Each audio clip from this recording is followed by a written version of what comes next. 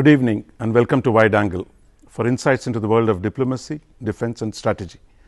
Tonight we discuss the future of internet and what it means for India. Internet has become so central to our lives and for the world's economy. More than 1/3 of the world's population today uses the internet one way or another. Yet we know so little about who runs the internet and how. But a number of recent revelations about spying and surveillance by major powers have raised questions about the legitimacy and effectiveness of the current internet rules. This week, government officials, business leaders and NGO activists are gathering in Sao Paulo, Brazil, to debate and come up with a set of widely acceptable principles of internet governance. India is on the steering committee of this meeting, which is called Net Mundial. To discuss the issues involved, we have a very eminent panel with us today. Thank you all for joining me. To my left is Ambassador Alok Prasad, who served with distinction for 40 years, nearly 40 years in the Indian Foreign Service. He retired as ambassador to Japan. He also served in India's envoy in Sri Lanka, Singapore, and he was our former Deputy National Security Advisor. We have Mahima Kaul, a fellow at the Observer Research Foundation. She works on cyber governance issues. Last but not least, Dr. Kamlesh Bajaj. He was the founding director of Computer Emergency Response Team that was founded a few years ago in India, and he's currently the Chief Executive Officer of Data Security Council of India. If I might start with you, Dr. Kamlesh Bajaj, there is a sense that internet is somewhat like Swayambhu, self-generated, self-governing, self-sustaining. It seems to run on its own. But obviously, it's not so simple. I mean, I think there is a structure out there. There is a way in which it is being regulated and managed. Could you tell our viewers today, how is this internet run? I mean, what is the structure and why are we debating today the need to change the rules of governing the internet? Well, thank you very much, Dr. Raj Mohan. You are right that it is said to be running on its own, but then there is a rule base which is clearly visible in terms of the operations part of it. If you look at the way the whole internet evolved, it was a techies project which came out of universities, but for serving the defense needs in the United States. In the United States. So it was essentially meant as a way of communications in the event of any catastrophes. So its emphasis was on creating multiple routes. In the event of attacks or going out of any particular route, the net should continue to work. And then it spread to many campuses. And then in 1997, the government decided that, US government, that now it has gained sufficient strength and it is now an economic vehicle. It's a vehicle on which electronic commerce can be touted as a major application. In fact, they called it as the global framework for e-commerce. That was in 1997. But while the email, chat and e-commerce applications and the web and so on, they developed, and they were all developed by the private sector. And the net also expanded by the private sector. But the core part of it, which is that the technical infrastructure in terms of the routes, naming conventions, DNS protocol parameters and so on, they were to be controlled by somebody. While you could say that the development was bottoms up by the technical people, but the governance was not totally bottoms up. It was governed by the US government, first through the University of Southern California, as I said, in the academic world, and then it came to a certain size, then it moved on to the private sector, and ICANN was the creation, Internet Corporation for Assigned Names and Numbers. We'll come back to ICANN because that's quite central to the internet. Yes. Mahima, this meeting in Brazil has this very complicated name. It's called a multi-stakeholder meeting.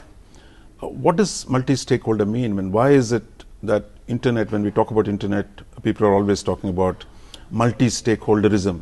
What does it mean? So multi-stakeholderism is a new buzzword and it's a very interesting concept. What it actually means is that every stakeholder gets a place at the table, at the policy making table. So who are the stakeholders? I mean, the stakeholders could be broadly divided between governments, between business, between civil society, academia and the technical community that, as Dr. Bajaj mentioned, sort of built and runs the internet. And so multi-stakeholderism basically means that everybody gets a place on the table. But this is where it gets a little interesting. There are two versions as you of multi-stakeholderism. One believes that every stakeholder should have the decision-making capacity.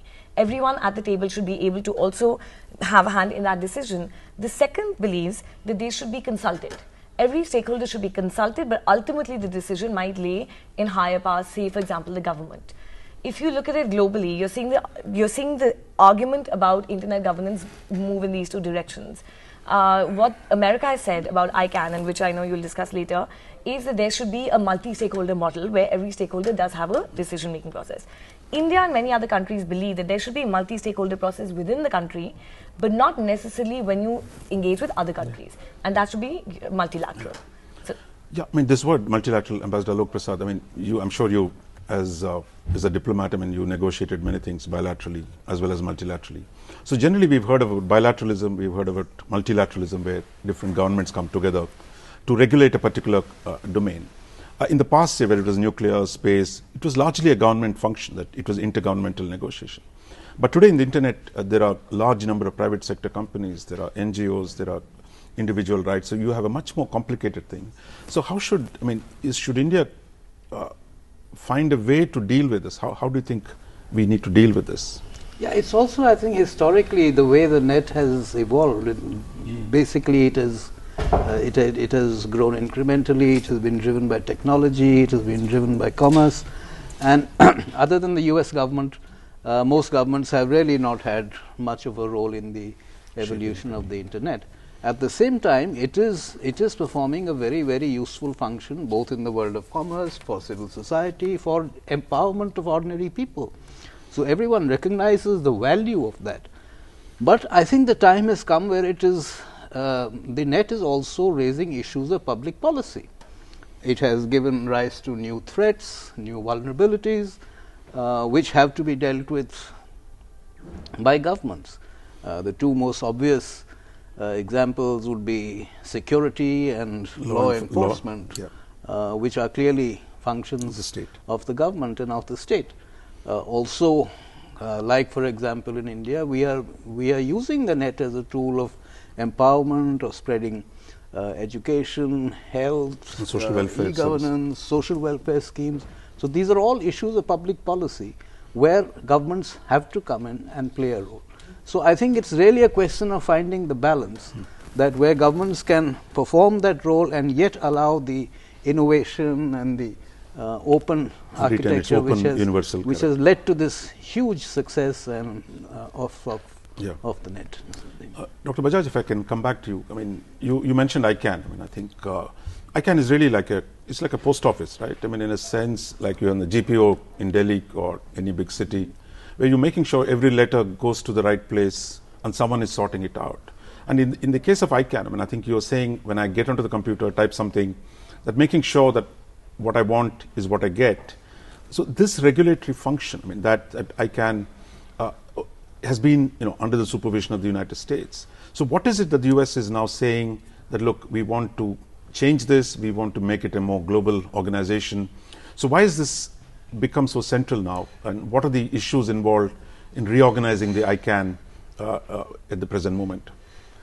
You see, if it were only the technical functions in terms of a post office, a central post office and so on, I don't think anybody would really bother, except of course still you would like to say that the as a global system, it should be under the control of some kind of a global oversight, whether governmental or otherwise is another issue. But then it is making public policies, all the public policies which Mr. Prasad just referred to, on all of the matters of cyber security, intellectual property rights, spam control, all of those, law enforcement, cooperation and so on, passing out of information from one to the other. All of these are policies, and the way ICANN has been structured, the technical functions are intertwined with public policies. This separation has been more or less put in the form of a multi-stakeholderism approach, a multi-stakeholder approach, that the two cannot be separated, which is what is the cause of the problems. If it were not the case, then probably nobody would be talking about it.